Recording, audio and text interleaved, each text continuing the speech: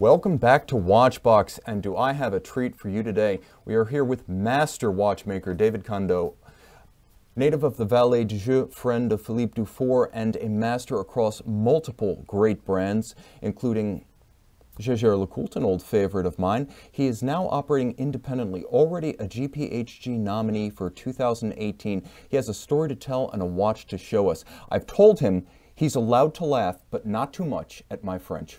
Let's start rolling. Bienvenue à Philadelphia. Bonjour, merci. Grand merci. So David, you come from a family of watchmakers, your grandfather, your father, and later you had formal schooling. Tell us a little bit about your story and your education as a watchmaker from the time you practiced at age 14 to the present. You've been through redoubtable brands, independent practice, everything in between. Get us up to speed on how you got there. Alors, j'ai commencé l'horlogerie concrètement, donc en comprenant ce qu'est l'horlogerie à 13 ans quand j'ai fait mon premier stage, et après j'ai commencé l'horlogerie réellement à 14 ans. Après, ce qu'il faut comprendre, c'est qu'à la Vallée de Joux, depuis que je suis né, j'ai toujours vu, parce qu'à la maison, ma maman, elle faisait des chronographes pour du Bois des Pras, elle assemblait des chronographes pour du Bois des Pras. Et donc il y a toujours eu des outils d'horlogerie à la maison. Et par exemple, de l'âge de 5 ans à 7 ans, à la sortie de l'école, j'allais dans l'atelier de mon père, mais mon père travaillait chez Patek Philippe. Donc j'allais chez Patek Philippe pour attendre mon père. Donc pendant les 13 premières années, j'ai toujours vu de l'horlogerie, mais mes parents m'ont jamais poussé à dire il faut faire de l'horlogerie. Parce qu'à l'époque, il y avait la crise horlogère, donc c'était l'arrivée des montres à quartz. Et à la Vallée de Joux, on n'était pas sûr que l'horlogerie mécanique allait durer. Pour beaucoup de monde, l'horlogerie mécanique était morte, que ça allait être fini. Et après, non. Alors après, à 12-13 ans, mon voisin aux Charbonnières, c'était Henri John Belmont, le directeur de Jaeger-LeCoultre, où là, on m'a pas mal parlé d'horlogerie. C'est Henri John Belmont qui a proposé à mes parents de venir faire un stage à la Jaeger-LeCoultre. Et c'est comme ça que ça a commencé. Là, à la Jaeger-LeCoultre, j'ai eu la chance de faire un stage avec Monsieur Fleury. C'est une personne qui avait à l'époque 72 ans, 55 ans d'ancienneté. Et il était passionné de la grande maison, de Jaeger-LeCoultre, de l'horlogerie. Et c'est avec lui que j'ai eu le déclic à me dire « Waouh, c'est magnifique, c'est pour la Vallée de Joux ». Pour quelqu'un qui vit à la Vallée de Joux. Et c'est là qu'après, j'ai commencé à discuter avec mon père. Et c'est là qu'on a vraiment commencé à échanger beaucoup sur l'horlogerie. Il m'a parlé aussi de mon grand-père qui n'était pas horloger, mais qui travaillait dans l'horlogerie. Il n'avait pas fait de CFC d'horloger. Et après, après c'est la Vallée de Joux. Donc beaucoup de personnes à la Vallée de Joux travaillent dans l'horlogerie ou sont horlogers. Et j'ai commencé comme ça, donc à l'âge de 14 ans, à la Jaeger-LeCoultre, à faire tous les ateliers. Donc j'ai pas commencé par l'horlogerie, j'ai commencé par de la mécanique, en faisant de la trempe, de la galvanoplastie, des cadrans, de l'emboîtage. Et là j'ai eu de la chance incroyable, c'est chez Jaeger-LeCoultre, c'était le début du renouveau, on va dire, de l'horlogerie. Et j'ai grandi avec la Jaeger-LeCoultre. Quand je suis rentré chez Jaeger-LeCoultre en 94, on était 250 employés. Et je suis parti 18 ans après, on était 1300 employés. Et Jaeger-LeCoultre était mondialement connu. David, you've worked for a number of redoubtable brands in the past. Jaeger-LeCoultre is probably the best known. Was it always your idea to eventually create your own watch, or was this an idea that came to be over time through your experience? How long has this bug been with you, and essentially how did we get from there to here? Ça a toujours été un rêve. Donc, quand j'ai commencé les premières années d'école, à l'âge de 15-16 ans, c'était un rêve, mais pour moi, c'était pas possible. J'avais pas les connaissances, j'avais pas les niveaux, mais c'était déjà un rêve de dire j'aimerais bien un jour pouvoir faire ma montre. Donc, ma pièce école, c'était une Reverso que j'ai faite, mais je l'avais pas créée. C'était une Reverso qui était existante et j'ai dû l'assembler, faire le travail d'horloger. Et après, le rêve, c'était de comprendre pourquoi la Reverso était rectangulaire, comment ils avaient trouvé l'idée. Et c'est là que j'ai commencé à dessiner des montres et m'inspirer de différents modèles pour une dizaine d'années après me dire, même pas 10 ans, 7 ans après, en 2000, où là je dis, je pars d'une feuille blanche et je vais faire ma montre. Aucun compromis, j'avais pas de délai. Je pouvais mettre 40 ans pour la faire, je pouvais mettre 10 ans. Le but c'était de faire une montre, mais la mienne, où je choisissais tout, je fais tout comme j'en ai envie. Et 17 ans après, ben, j'ai sorti ma première montre. Was your idea always to create a tourbillon? And if so, why a tourbillon in the year 2018? How have you made it your own? How have you made it different? Alors en 1993, quand j'ai été faire mon stage à Gégère-le-Coultre, Monsieur Fleury m'a montré, Monsieur Henri-John Belmont, la Reverso 60e anniversaire tourbillon, qui est sortie en 1993. Et c'est la première montre que j'ai vraiment vue et que j'ai compris. J'ai trouvé le tourbillon vraiment magique, merveilleux. Il me faisait rêver. Donc pour moi, c'était, peu importe tous les tourbillons qui se sont faits, pour moi, c'est du cœur. Donc ma première pièce devait être en tourbillon. Et c'est aussi historiquement à la Vallée de Joux où il y a eu les plus beaux tourbillons qui se sont faits. Pas forcément les plus compliqués, mais les plus beaux viennent de la Vallée de Joux. Donc je voulais aussi faire un tourbillon, pas le plus compliqué, mais qui soit efficace, donc au niveau chronométrie et fonction, qui soit très bon, et qui soit visuellement original. Et quand on le regarde, qu'il se passe quelque chose, qui est une magie. Ce que j'avais retrouvé en 1993, quand j'avais vu la Reverso 60e anniversaire, c'était même en calibre 828 Gégère-le-Coultre, je m'en souviens vraiment comme c'était hier. Et pour moi, c'était obligé que je commence par un tourbillon. Breguet a créé le tourbillon pour la montre de poche, mais votre montre bracelet, il est chronomètre, vrai chronomètre avec le tourbillon. Comment avez-vous créé très précision avec le tourbillon dans le montre bracelet? Alors, ce que je voulais aussi, c'est, historiquement, on utilisait toujours le MyShore, nickel silver, dans les matériaux. MyShore. Voilà. Et moi, je voulais utiliser du MyShore, du nickel silver, pour vraiment garder les états naturels, la matière naturelle. Pas mettre des traitements contemporains dessus. Et donc, la matière naturelle qui existe aujourd'hui, qui est moderne, c'est le titane. Et c'est pour ça que j'ai tout fait en titane. Et l'avantage du titane, c'est qu'il est très léger et très résistant. Et donc tout le tourbillon aussi est en titane. Donc j'ai un tourbillon très léger et j'ai voulu mettre très peu de composants. J'ai que 26 composants dans le tourbillon, ce qui est très faible pour un tourbillon, mais ce qui lui donne une inertie très faible, donc ce qui augmente ses performances chronométriques.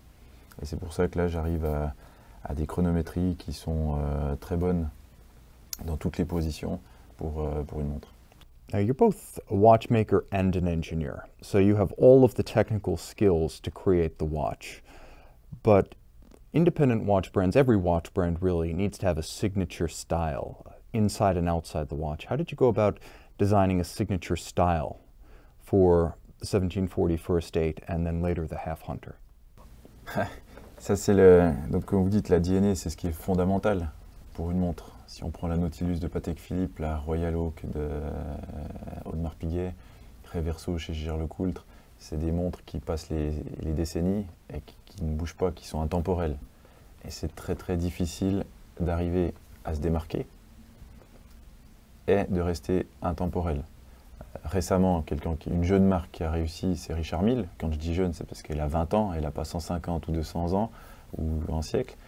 Richard Mille, on voit qu'il a une ADN qui est intemporelle, qui marche bien, qui est reconnaissable. Et là, c'est toute la difficulté de se dire, il faut chercher un look, un design. Au début, je cherchais un design, et après, je me suis dit, non, fais ta montre pour toi. Et moi, j'ai un problème, c'est que j'ai des tout petits poignets. Ils sont très petits. Et quand Moi aussi. Voilà. Et le problème de la couronne, c'est que ça me blessait toujours les mains. Par contre, je n'aime pas les tout petites montres de petit diamètre. Je voulais une montre à peu près de 42-43 mm.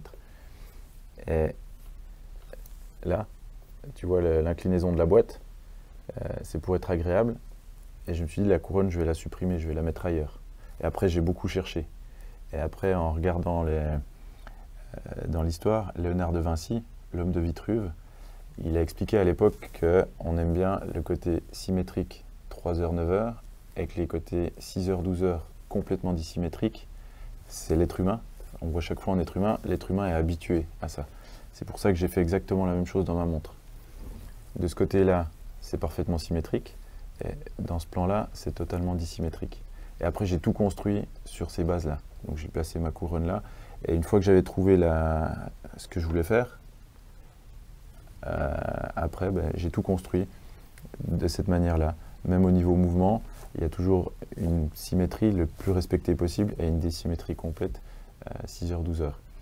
Et petit à petit, après, avec la couronne, avec les inclinés, avec les angles, après, petit à petit, on finit les couleurs, tous les petits détails, et on revient des dizaines, voire des centaines de fois sur les pièces pour gentiment les affiner et arriver à une pièce finie comme ça, où je suis heureux. Ça fait 3 ans que j'ai le premier prototype que j'ai fini, et quand je la redécouvre encore aujourd'hui, ou comme maintenant je la présente, je me dis, elle me correspond à 100%, pour moi c'est 100% réussi. Elle va peut-être pas plaire à tout le monde, mais pour moi c'est ma montre, elle est bien. Elle a une ADN à 2 mètres, on va la reconnaître, on va se dire, ah, cette pièce-là, elle est reconnaissable. Oui. Voilà, on la reconnaît. C'est le même, la balance. Voilà, il y a juste les lugs, les cornes qui sont modifiées. Et il n'y a plus de cadran, il n'y a plus la seconde. Ici, elle a la seconde centrale, pour moi qui était fondamentale au début. Et là, elle est plus... Je l'ai appelée Half Hunter, c'est plutôt une montre très légère pour se promener tous les jours, pour aller même un peu faire du sport. Elle est plutôt explorateur. Celle-ci, elle est plus Patek Philippe, on va dire, plus classique. Il utilise une couronne cachée qui est levée avec un réseau pour l'esthétique, symétrie et quel est le mot? Comfort. Le confort. Le confort, ouais. C'est le même. Donc là, puis c'est aussi l'utilisation. On a toujours aujourd'hui nos téléphones, c'est quelque chose de facile. Donc quand on l'a au poignet, aussi d'avoir la couronne ici, c'est très pratique. On joue avec, on s'amuse avec. Et ça, j'avais appris chez Gilles Lecoultre, où M. Belmont m'avait dit, la Reverso, les gens adorent. Pourquoi? Parce qu'on peut jouer avec, on peut la retourner, et c'est des mouvements, des fois, quand on attend, on aime bien avoir quelque chose à faire. Et donc là, la couronne, même moi, quand je porte ma montre, je vois qu'en fait, j'aime bien de temps en temps dans la journée, juste tirer la couronne pour armer un peu la pièce, mais c'est aussi le côté amusant, plaisir d'utiliser la couronne.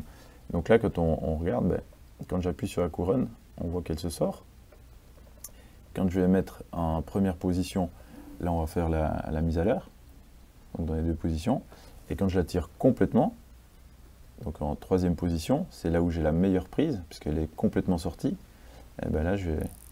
Ah, vous montez la montre, voilà, avec la 3e position. 3e position, c'est à l'inverse d'une montre normale, parce que moi ce qui est intéressant quand on remonte la montre, c'est que j'ai bien la couronne en main, pour vraiment avoir une très très bonne prise. Et après, voilà.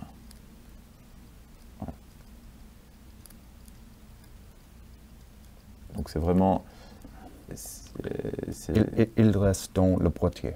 Oui, et c'est toujours étanche. Après, il y a des problèmes techniques. Donc dans la couronne, il y a 31 composants. Et dans toutes les positions, là, ça doit être étanche. Et là, ça doit être aussi étanche. Si on oublie, si là, je la mets dans l'eau, il faut que ça soit étanche.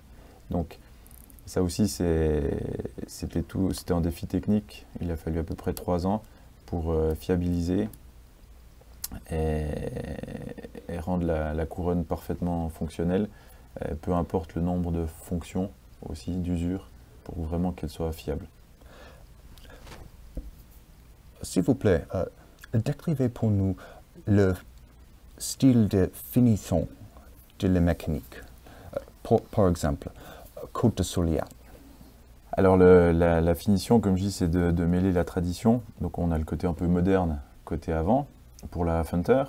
Et à l'arrière, là on a les finitions donc, sur des ponts en titane. Tout est en titane naturel. Et donc je me suis inspiré d'une vieille montre de poche qui était faite à l'époque à la Vallée de Joux en 1820-1830, où ils faisaient ce qu'on appelait des côtes plates. Les côtes de Genève, elles sont légèrement inclinées. Oui. Et quand on fait des beaux angles bombés, cet incliné, il vient abîmer légèrement l'angle, l'anglage poli. Alors moi, j'ai refait comme à l'époque où on faisait des côtes plates au bois, donc avec de la diamantine. sur une vieille machine qui date des années 50, où on fait tout à la main. Et donc là, l'idée, après, je l'ai un peu modernisé pour avoir ces reflets qu'on voit ici sur le titane. Il utilise Côte de Solia contre la Côte de Genève. C'est un nouveau style. Et après, comme j'ai dit, j'ai modernisé, comme je modélise dans un ordinateur 3D, Oui. j'ai voulu mettre aussi de la 3D dans la pièce. Comme maintenant, on a des machines aussi 3D. Donc là, ce qui est rigolo, je ne sais pas si on verra à la caméra, mais si on regarde comme ça, on voit que les côtes du Solia, mais on ne voit pas d'angle. Et quand je viens tourner la pièce, là, on voit les angles apparaître. Ah, c'est vrai. Et au niveau esthétique et de la lumière, on voit les reflets.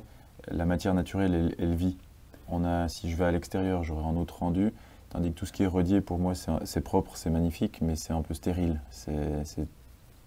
Et vous utilisez une grande doche sur le grand cadran? Alors, sur le grand cadran, c'est de l'émail grand feu pour la First Eight. Et ici, c'est des cadrans argentés. Et le guilloché grande doche? Oui, ça, c'est du guilloché. Alors, c'est fait à la main, mais sur des anciennes machines pour guillocher. Et il faut savoir que le guillochage aussi, maintenant, on parle tout le temps de guillochage sur des cadrans qui sont protégés. Mais à l'origine, le guillochage, c'était fait sur les montres de poche. Il faut s'imaginer en 1840, 1850, c'était des cavaliers sur des chevaux qui avaient des montres de poche et avec des gants. Et quand ils sortaient leur montre de poche, ils faisaient du guilloché, pas pour la décoration, mais pour que ça fasse du grip dans les gants. C'est pour ça que beaucoup de montres en argent étaient guillochées et ça se patinait. Et là, je voulais refaire la même chose, c'est que les gens, le guilloché, ils puissent le toucher, qu'ils se rendent compte de la texture du guillochage. Et c'est pour ça que là, je l'ai fait à l'extérieur de la boîte.